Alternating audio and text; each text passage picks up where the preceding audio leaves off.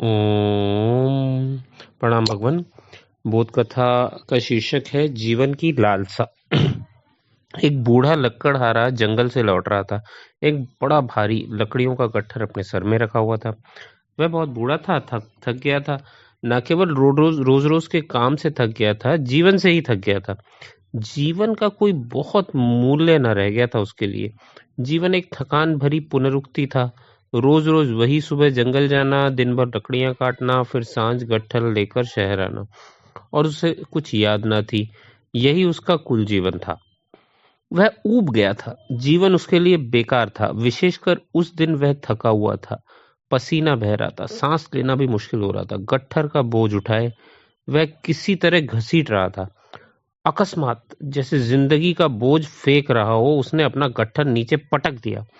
प्रत्येक व्यक्ति के जीवन में एक ऐसी घड़ी आती है जब व्यक्ति सारा का सारा बोझ फेंक देना चाहता है। केवल सर पर रखा वह गट्ठर ही नहीं, वह तो केवल प्रतीक है। उसके साथ वह पूरा जीवन ही फेंक देता है। वह घुटनों के बल जमीन में गिर पड़ा। आकाश की तरफ उसने आंखें उठाई और कहा, हे मौत, तू हर आदमी को आती है, लेकिन तू मुझे क्यों नहीं आती? और कितने दुख देखने हैं मुझे अभी, और कितने बोझ ढोने हैं मुझे। क्या मुझे काफी सजा नहीं मिल चुकी? उसे अपनी आंखों में भरोसा ही नहीं आया। अचानक से मौत प्रकट हो गई। उसने चारों तरफ देखा और बहुत चकित रह गया। जो वह कह रहा था वो उसका इरादा बिल्कुल भी नहीं था। जीवन की लालसा तो बाकी थी, और उसने कभी ऐसा सुना भी नहीं था कि तुम बुलाओ मृत्यु को और मृत्यु आ जाए। और मृत्यु ने कहा, क्या तुमने मुझे बुलाया? वह बूढ़ा अचानक सारी थकान, सारी ऊब, मुर्दा पुनरुक्ति भरी जिंदगी की सब बात भूल गया। वह उछल पड़ा और उसने कहा, हाँ हाँ हाँ, मैंने बुलाया था तुम्हें। क्या तुम इस गट्ठर को उठाने में जरा मेरी मदद करोगी? यहाँ किसी को अपने आसपास ना देखकर मैंने तुम्हें बुलाया था। तो भगवान, बोध कथा ये कहती है कि ऐसी घड़ियां होती हैं जब तुम थक जाते हो जीवन से। ऐसी घड़ियां होती है जब तुम मर जाना चाहते हो।